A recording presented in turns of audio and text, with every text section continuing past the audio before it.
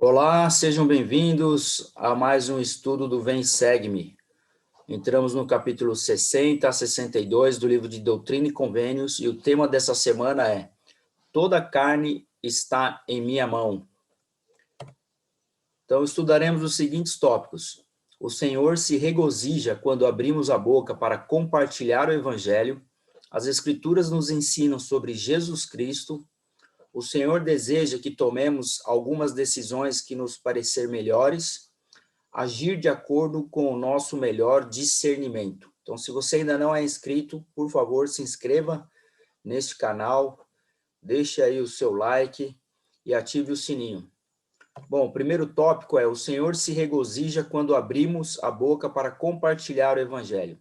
Então, nós vemos aqui a imagem ao lado de pessoas aí, sisters, que são as missionárias aí da igreja, num ônibus, conversando aí com algumas pessoas, provavelmente aí compartilhando o evangelho, interagindo aí a respeito do evangelho de Jesus Cristo.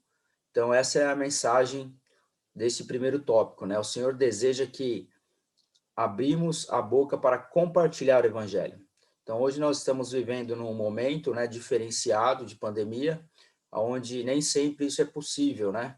Fazer, porque não estamos aí em contato com muitas pessoas presencialmente, mas mesmo através da internet, assim como eu tenho feito aqui no meu canal, temos a possibilidade de pregar o evangelho, compartilhar o evangelho de Jesus Cristo, seja através das redes sociais, seja através de grupos de WhatsApp e assim por diante, ou seja, usar toda a tecnologia a favor do compartilhamento do evangelho. Então é sobre isso que a gente vai aprender. Bom, Joseph Smith ele recebeu essa revelação em 1831 a respeito do que ele deveria fazer com os elders que estavam ali decidindo para que caminho tomar e o que fazer durante as suas missões, né? Então o Senhor revelou essa seção 60 e eu separei aqui algumas escrituras que falam o seguinte, no versículo 2: Com alguns, porém, não estou satisfeito, porque não abrem a boca, mas escondem o talento que lhes dei, por causa do temor aos homens. Ai desses, porque contra eles está acesa a minha ira.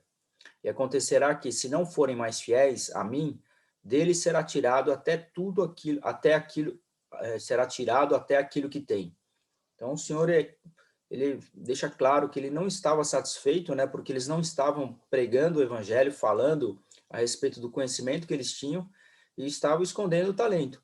Então, muitas vezes nós temos talento, o Senhor nos abençoou com o talento de pregar o evangelho, de compartilhar o evangelho para as pessoas, e muitas vezes nós não estamos usando isso a favor do evangelho de Jesus Cristo. E o Senhor ele não fica satisfeito conosco quando agimos dessa maneira. Ele é bem claro nessa escritura, né?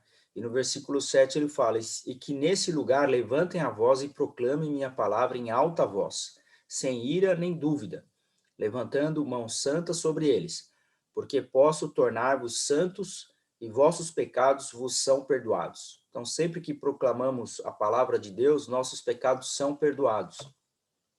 Lógico que nós também devemos confessá-los e fazer todo o processo do arrependimento, mas nós vamos aprender um pouco mais sobre isso. No versículo 13 e 14 diz: Eis que eles foram enviados para pregar o meu evangelho entre as congregações dos iníquos. Portanto, dou-lhes o seguinte mandamento: não desperdiçarás teu tempo, nem enterrarás teu talento, de modo que não seja conhecido. E depois que tiveres vindo à terra de Sião e proclamado minha palavra, regressarás rapidamente, proclamando minha palavra entre as congregações dos iníquos, sem pressa, sem ira nem contendas. Então o Senhor lhe pede para que os missionários, né, os elders, vão até as pessoas aí iníquas, aqueles que não estão guardando os mandamentos, que vão chamar um arrependimento, né? Os missionários vão aí chamar, esses elders vão chamar todas as pessoas aí iníquas que ele cita nessa escritura ao arrependimento.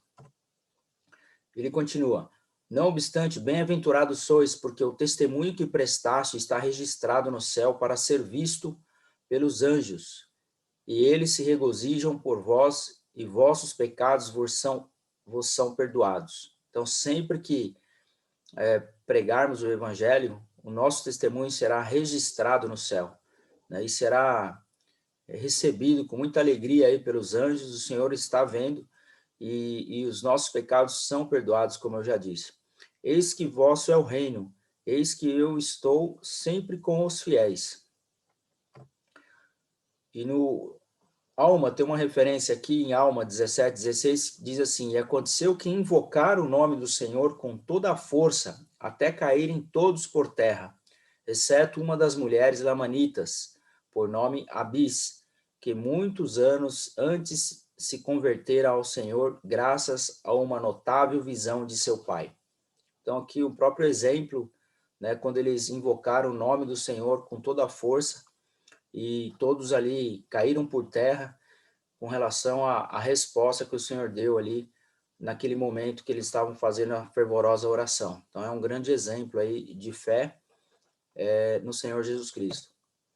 Ele continua: Assim, tendo sido convertido ao Senhor e jamais o tendo revelado, quando viu que todos os servos de Lamone haviam caído por terra, e que também se achavam prostrados por terra a sua ama, a rainha e o rei Iamon, soube que era o poder de Deus, acreditando que esta oportunidade, informando ao povo o que se passara entre eles, que contemplando esta cena seriam levados a acreditar no poder de Deus.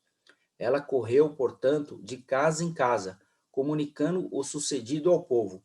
Então, nós temos muitos exemplos no livro de Mórmon, esse é o capítulo de Alma, onde vários acontecimentos testificam a veracidade de todo o evangelho que foi pregado para aquelas pessoas naquela época. Então, algumas ocasiões ocorreram aí momentos especiais, e esse é um deles, e assim o Senhor ele vai fazendo com que a fé das pessoas aumentem na terra. Esse é um exemplo. As Escrituras nos ensinam sobre Jesus Cristo. No versículo 1 do capítulo 61 diz: Vede e escutai a voz daquele que tem todo o poder, que é de eternidade em eternidade. Sim, o Alfa e o Ômega, o princípio e o fim. Eis que em verdade assim vos diz o Senhor, ó élderes de minha igreja, que estáis reunidos neste lugar e cujos pecados vos são agora perdoados. Pois eu, Senhor, perdoo pecados e sou misericordioso para com aqueles que confessam seus pecados com o coração humilde. Então, a importância aí de a gente confessar os nossos pecados, né, com o coração humilde, e o Senhor ele não vai se lembrar mais dos nossos erros. E a importância também de, mais uma vez aí, pregar o evangelho. Ele continua no versículo 36. E agora, em verdade vos digo, e o que digo a um, digo a todos, tende bom ânimo, filhinhos, pois estou no vosso meio e não vos desamparei. E sendo que vos humilhastes perante mim, as bênçãos do reino são vossas. O Senhor ele fala para nós termos bom ânimo. Muitas vezes, diante de tantas dificuldades que nós passamos aí no mundo, um mundo muito iníquo que nós vivemos hoje, onde é muito difícil, muitas vezes, até guardar os mandamentos, né? Para muita gente, o Senhor ele pede para nós não desanimarmos, né? O desânimo, ele não vem de Deus. Então, o Senhor pede para que nós tenhamos bom ânimo. E ele não vai nos desamparar. Seja qual for o momento de tribulação, ou dificuldade, ou provação que nós estamos passando na nossa vida, como nós falamos na aula anterior, nós devemos ser fiéis nas tribulações, né? E quanto maior a nossa tribulação e maior a nossa fé nesse momento de dificuldade, maior será a nossa glória, maior será as nossas bênçãos. Então, o Senhor ele não vai nos desamparar. 62, no 1 e 6 diz: Eis que escutai, ó élderes de minha igreja, diz o Senhor vosso Deus, sim, Jesus Cristo, vosso advogado que conhece as fraquezas dos homens e sabe como socorrer os que são tentados. Eis que eu, Senhor, vos reuni para que se cumprisse a promessa de que aqueles de vós que fossem fiéis seriam preservados, e juntos se regozijariam na terra de Misouri. Eu, Senhor, prometo aos fiéis e não posso mentir. Então, o Senhor fazendo mais uma vez uma promessa, e a gente sabe que o Senhor cumpre as suas promessas. O Senhor deseja que tomemos algumas decisões que nos parecer melhores.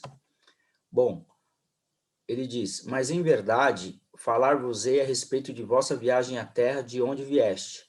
que seja feita ou comprada uma embarcação, como vos parecer melhor. A mim não importa, e viajai rapidamente para o lugar chamado St. Louis.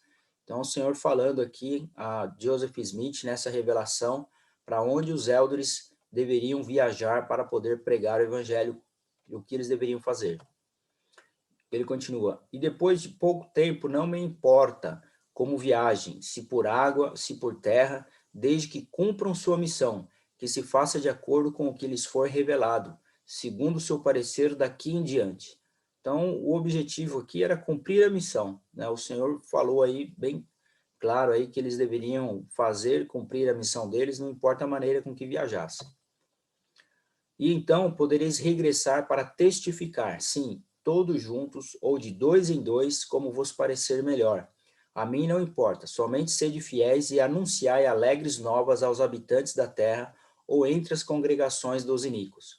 Então o Senhor pede para que os elders saiam em dupla para pregar o evangelho aos iníquos, testificar a respeito da veracidade do evangelho de Jesus Cristo, e que eles voltem também e prestem o seu testemunho de sua missão. Não obstante, bem-aventurados sois, porque o testemunho que prestastes está registrado no céu para ser visto pelos anjos, e eles se regozijam por vós, e vossos pecados vos são perdoados. Essas coisas vos são dadas para que o façais com discernimento e conforme as orientações do Espírito. Então, como sempre, né, o Espírito Santo deve ser o nosso guia na nossa vida, e dos missionários mais ainda também, né, porque eles estão aí como uma testemunha de Deus pregando o Evangelho. Agir de acordo com o nosso melhor discernimento. O presidente Dallin H. Oaks ensinou: o desejo de ser guiado pelo Senhor é um ponto positivo, mas precisa ser acompanhado pela compreensão de que nosso Pai Celestial deixa que façamos escolhas pessoais em muitas de nossas decisões. Tomar decisões pessoais é uma das fontes do crescimento e faz parte de nossa experiência na mortalidade. As pessoas que tentam transferir todo o processo de decisões para o Senhor e imploram revelação em cada escolha, em breve encontrarão situações em que oram solicitando orientação e não a recebem. Isso pode ocorrer, por exemplo, em inúmeras circunstâncias nas quais as escolhas são insignificantes ou naquelas em que ambas as possibilidades são aceitáveis. Devemos ponderar as coisas em nossa mente, usando o poder de raciocínio que o Senhor nos concedeu. Depois disso, devemos orar pedindo orientação e agir de acordo com o que recebemos. Se não recebemos orientação, devemos agir de acordo com o que julgamos ser melhor. Então, bem claro aqui, né, a importância de nós usarmos a nossa própria consciência, o nosso raciocínio com que o Senhor nos abençoou para tomar as decisões da nossa vida.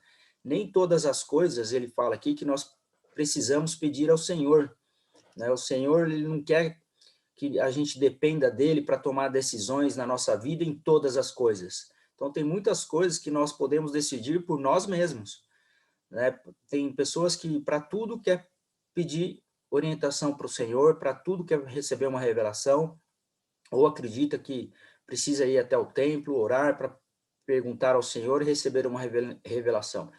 Para algumas coisas, isso é realmente importante e necessário, mas o Senhor fala que ele nos abençoou aqui com sabedoria, com inteligência, com raciocínio, né, com uma consciência, para que a gente possa aprender, crescer e se desenvolver nessas tomadas de decisões. Então, que nós possamos fazer isso em nossa vida. Então, essa é a mensagem dessa semana. Eu convido você a compartilhar o Evangelho com outras pessoas, a aplicar todos esses ensinamentos que nós aprendemos aqui, e que você possa deixar aqui o seu comentário ou uma escritura. E se você não é membro da igreja, por favor, clique aqui no link abaixo para você aprender mais sobre a Igreja Restaurada de Jesus Cristo na face da terra. Muito obrigado a todos, eu fico por aqui, até a próxima semana.